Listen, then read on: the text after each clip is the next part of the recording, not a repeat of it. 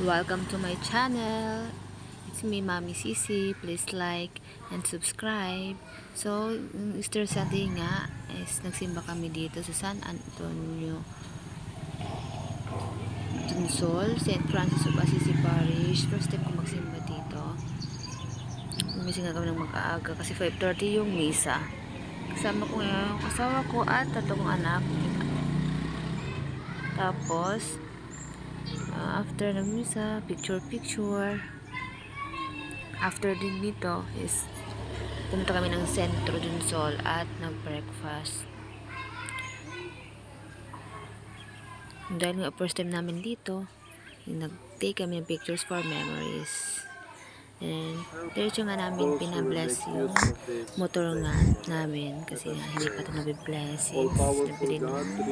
So, mas naata ito sa amin. Hindi ko siya nabibless. Salamat kay Father na napakabait. May travel safely with Susunod care is for the safety of nagsimba na kami others, dito whether they travel every for Sunday. business or pleasure. Ang simba Let na them is always 7:30 find Christ to be AM. the companion Mas of gusto their ko kasi journey, magsimba who dito. lives and reigns Kasi lagi forever ko itong and ever. dinadaanan.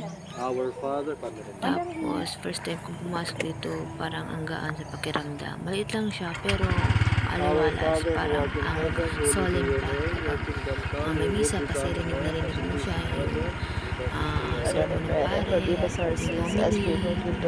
Unlike minsan sa malalaking simbahan, hindi mo masyadong marinig na yung homily ni Father. Kasi minsan ang dami maingay, daming tao. Buti nga yung mga anak ay nagising ng maaga. Malapit sa hindi na mainit. Holy Mary, Mother of God, pray for us sinners now and the hour of our death. Amen. Mas maaga pa nga nagising sa akin. And with Kasi the Spirit, excited kung saan kami pupunta.